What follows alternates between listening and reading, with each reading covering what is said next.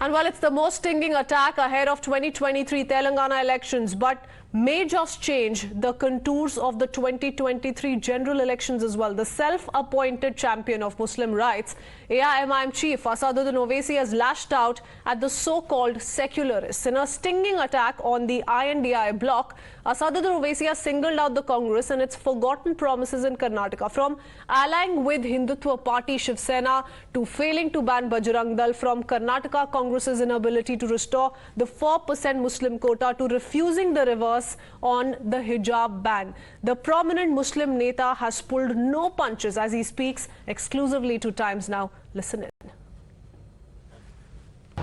Now, as far as Mr. Rahul Gandhi is concerned, I am of the opinion that he suffers from political amnesia.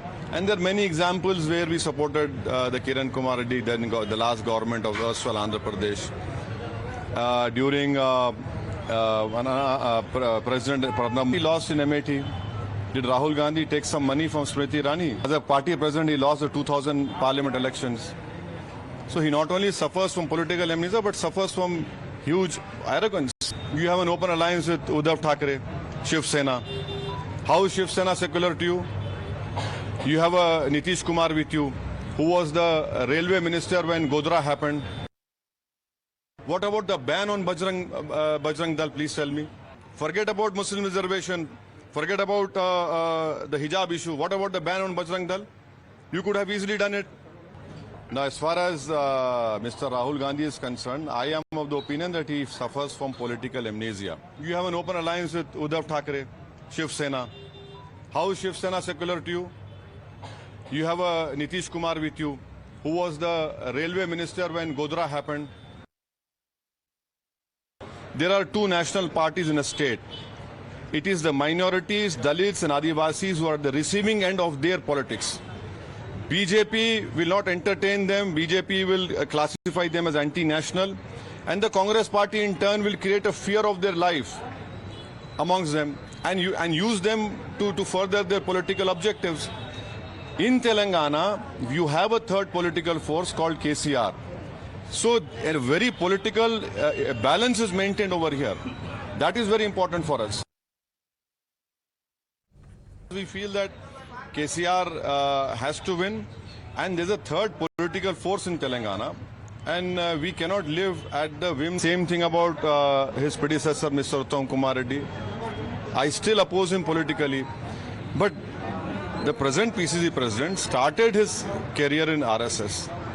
Once in RSS, always in RSS. He cannot leave RSS, RSS will not leave him, and that is why the present Congress headquarters, which is called Gandhi Bhavan in Telangana, is controlled by Mr. Mohan Bhagwat and Narendra Modi. And it is right. He has said on record, he's still with RSS. There are many RSS organizations who are working quietly, discreetly for the Congress party because one of their persons is heading the Congress party. No one can deny that. Well, the Congress has leveled the same old allegations against the AIMIM chief. The Congress, while lashing out at Owaisi, has called him BJP's B team and a vote cutter. Mr. Owaisi should know that what KCR promised on minorities, how much reservation he had assured, whether he has fulfilled. It is shame himself on he being a minority leader, when KCR government could not fulfill the promise what had given to the minority. He doesn't have any right to speak on minorities of the state, and he is doing a big political blunder supporting KCR. अरे भाई, ये ओवैसी की जो बात करते हैं वो तो बहुत कटुआ है, सारे दुनिया को, सारे देश को पता है। ये वोट कटुआ बीजेपी पार्टी की तरफ, बीजेपी पार्टी से रिश्वत लेते हैं, दंड लेते हैं, पैसा मुहैया कराते हैं बीजेपी पार्टी इनको, क्योंकि वो कांग्रेस की वोट बैंक के सेंध लगाए और बीजेपी को सुविधा करा दे। Here's how the BJP has decided to respond. The BJP has also joined Asaduddin Owaisi in slamming the hypocrisy of quote-unquote secularists of the I.N.D.I.A bloc. Listen in. No, Congress party, whether it is in Telangana or in Karnataka or on the national basis, their only criteria to raise the issue is vote bank politics. They only see the political benefits out of the issues they talk about it. Once the purpose is served, they forget about it. That is what is happening everywhere. So whatever the Owaisi and Congress alliance, we are not aware of it. I don't know what understanding both of them have it, but Congress duplicity is always exposed blatantly on all the issues.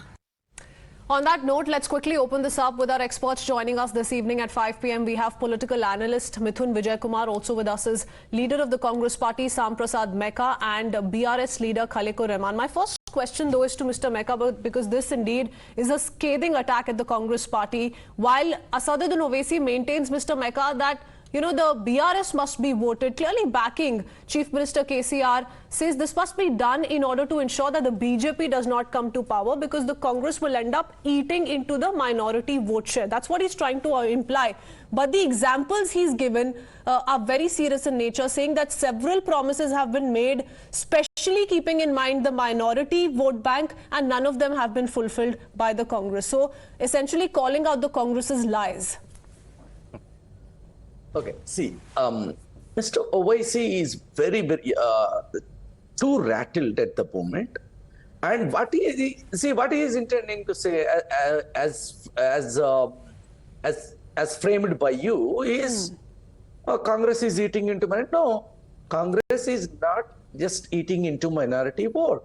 Minorities, majority, everybody is voting to Congress, and the people are looking for a change in Telangana. And that is very clear. And his secret friend BJP. No, he's saying that the Congress has essentially used the minority community as a political tool. See, he's called out the secular tag that the Congress walks around with. See, we are a party that believes in the Constitution of India. We are a secular party. We want to run the politics of this country in a secular fashion. There is no backing away from it. He and his friends in BJP are the people who use religion for their political gains. Okay, last question to you before I quickly take in a word from Mr. Khalikur Rahman as well. Sam Prasad Meka, he says that the Congress in Karnataka, and these are three concerns from Karnataka, are the promises which were made by the Congress in the run-up to elections in the state. They hinted that they will overturn the hijab ban. They also hinted that they will restore the 4% Muslim quota, rather promised. Also said that they will overturn the hijab ban that stands in place in the state. Has the Congress lived up to any of these promises? That's exactly why today AIMIM chief comes out to say that the minority community is being used as a vote bank. So does he mean or rather a political tool? No, wait.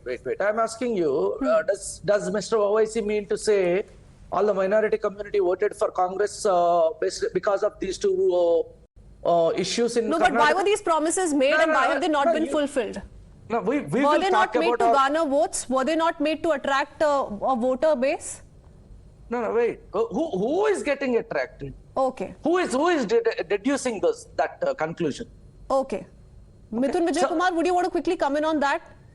These are baseless allegations and there's no truth to it. These promises were made in Karnataka. The BJP claims vindication. They say that we stand vindicated. This is what we said. Minority community is only being used is BJP demanding as a political tool. All right, I'll come back to you. Sam Prasad Meka, let him respond. Mithun. See, Congress has always used minorities as a weapon for politics, and we know that, be it any other state, be it Karnataka or be it other states in the Kerala, in the south, especially Kerala and all, we have seen this dynamics of politics. And the truth is that here in this particular issue, Owaisi and Reddy both are playing politics with the people of Telangana. Now, they are, both trying to divide people of Telangana along religious lines, and they are both trying to gain some traction for themselves with all these arguments. And these two gentlemen, they are more interested in their own political ambitions than the welfare of the people. And it is the BJP government. They are now, speaking about minorities and all this issue. It is the BJP government in India that has done more for minorities, be it educational empowerment, scholarship, skill development. Is there a single area of development in which minorities are not taken into consideration? So the whole allegation, the whole drama that is going around, it is only to gain some traction on the religious lines. And we know Owaisi is someone who plays divisive politics and has always taken an anti-Hindu stand, and the same has been the position of Congress as well, always. So by leveling these allegations against each other, tagging BJP or RSS, they are trying to create an untouchability culture No, but Congress is saying that Owaisi is BJP's B team. No, the reason is the growth that of BJP in supporting the BRS, he's exactly going to end up doing what he's warning the other parties of in not voting for the Congress. See, the growth of BJP is worrying all these parties, be it the local parties or be it the Congress. They have always had a fear of BJP, and now it is coming out. It is now coming out properly. If you see within these parties, I think day before yesterday, someone from AIMIM was also accusing Owaisi of showing support to BJP. So first of all, their internal structure is getting weaker. They are having, not having a proper leadership structure. So all these things are affecting the regional parties and Congress in particular. Okay, Mr. Khalikur Rahman, is this going to be advantage BRS or advantage BJP? In fact, as for the BJP is concerned, let me tell you, there is no BJP in Telangana. BJP is totally washed out, and which you will know on December 3rd. BJP will hardly get 2 to 3 seats and not beyond that.